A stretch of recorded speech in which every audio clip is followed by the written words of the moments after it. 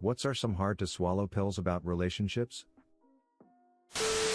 At a certain point, you have to accept some particular negative parts of your partner's personality or move on. My husband is almost 50. We've been married for over 20 years. While he will continue to experience personal growth, there are parts of his personality that are likely to not ever change. The same is true for myself. Of course, in a good marriage, it helps to be a little deaf. Ruth Bader Ginsburg. And have selective amnesia as well. Putting off ending things for fear of hurting someone's feelings is the worst possible idea. If the relationship isn't right and you know you don't want to be together, then sparing someone's feelings in the short term only leads to more pain later down the line. Be honest and front the horrible conversation. This is something I'm struggling with right now. They are a great person and I don't want to hurt them. But I think my feelings have changed. It makes me sad and a little sick to my stomach to even think about hurting her. I mean, what you said is not so different from love. As in caring for the other? Try asking yourself what changed and how. Our feelings are not so stable and vary drastically depending on a number of things that often don't involve the question in hand. The point in doing this is to be sure of what the issue is. Is the problem something about her? About another person, like falling in love with someone else? Or is the issue in the dynamics of the relationship? Or even in yourself? Then, you can either explain everything to her or break up. Maybe you both can overcome this together. Maybe it's better to go separate ways. However, doing things that will hurt both of you based only on a perception of your abstract feelings will only cause you to regret rushing an important decision, even if it ends up being the right one.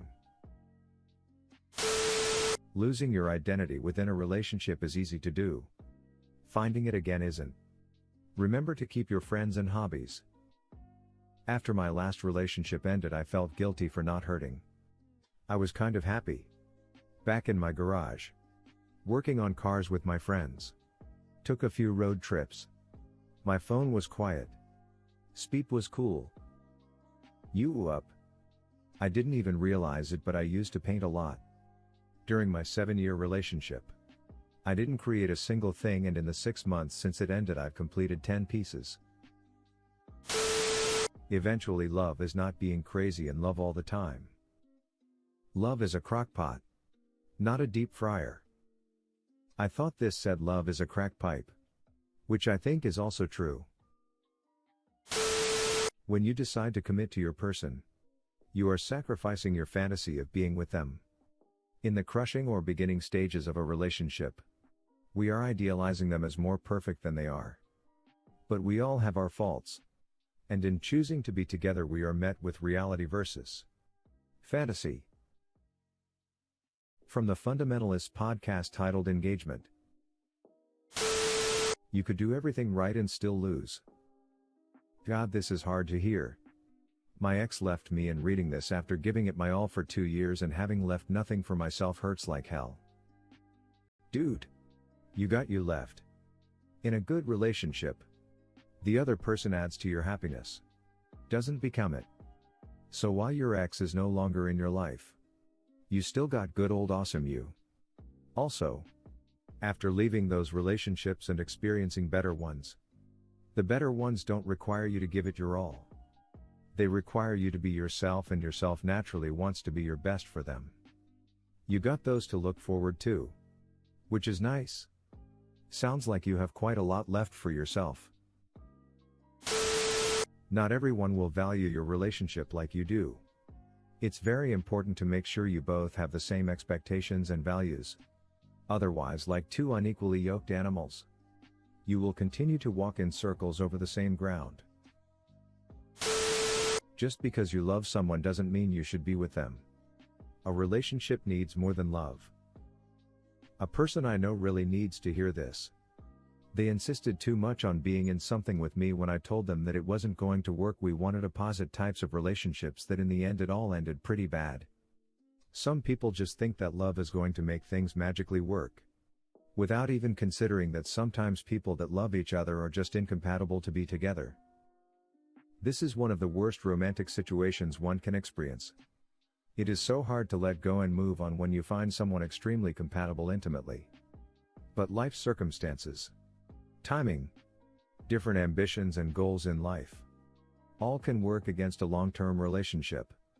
In the end, you were just two ships passing in the night. It's an absolutely maddening feeling. You try to get over it, but even months later you're still wondering. Up in bed late at night. Will I ever find someone else like this? Your partner should be kind to you and vice versa. It's not okay for your partner to scream at you or curse you out or deliberately hurt your feelings. This isn't to say that it never ever happens. We all are human and occasionally we mess up. But if they are not consistently kind to you, if they aren't sorry when they are mean, and if they repeat it, then that's a problem. If you wouldn't accept the behavior from a friend, then you absolutely should not accept it from a partner. The idea that it's normal for your partner to be mean to you is so freaking bad, and I've seen way too many people accept crappy relationships because they think love means never having to say sorry and that getting screamed at is acceptable. If you wouldn't accept the behavior from a friend, then you absolutely should not accept it from a partner. I think that's a very good rule of thumb. Just because it's a romantic relationship shouldn't mean you have to put up with abusive behavior. Once you get beyond the initial lust/heart fluttery part of a romantic relationship, you begin to realize that love looks a lot different than the rom-com movies. It's not embracing in the pouring rain, kissing under the Eiffel Tower, trying to board the plane to convince them not to go. It's handing them a box of Cheez-Its when they get home from a 12-hour shift and are too exhausted to move. It's driving them to the airport at 3 a.m. for their dream job interview. It's managing their prescriptions when they get too sick to do it themselves. Relationships are often unglamorous, and while a committed relationship can be very rewarding, there's more to it than you and your hot partner canoodling and going on trips for the rest of your lives. Relationships can take a lot of work. Some of it that you will never see coming in the early days. I've been with my husband 9 years. Married for 4. I'm at a point where rom-com relationships don't even look desirable to me. Lol. They're too crazy and over the top. Sometimes things don't work. Even if both parties are objectively wonderful people. Even if they love each other and enjoy their lives together. Sometimes things just get in the way and force you to make a hard choice. It takes two to be in a relationship. If one person is putting in all the effort and the other isn't, it's eventually all going to fall apart when the one who is giving the effort stops. Great relationships are mutual. They aren't going to magically know you're upset with them. They aren't going to read your passive-aggressive signs. They aren't going to pick up on that. Be direct. If you are upset, talk to your partner about it. Not your friends. Not your parents. Not strangers on the internet, your partner. Undefined. Not communicating can lead to rifts that never seal.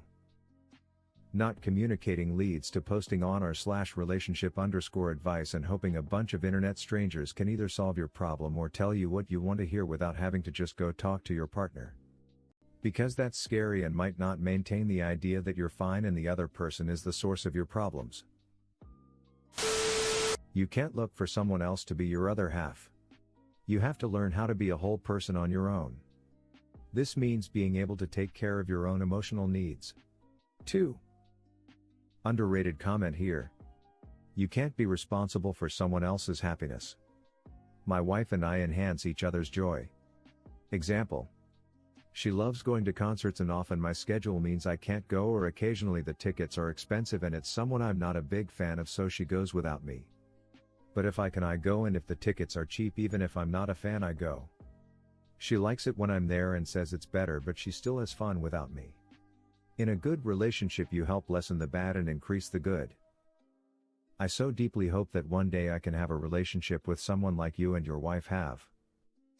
Leave a like and a comment if you liked the video. Check out more Reddit related video. I am posting them daily. Subscribe to see more Reddit content.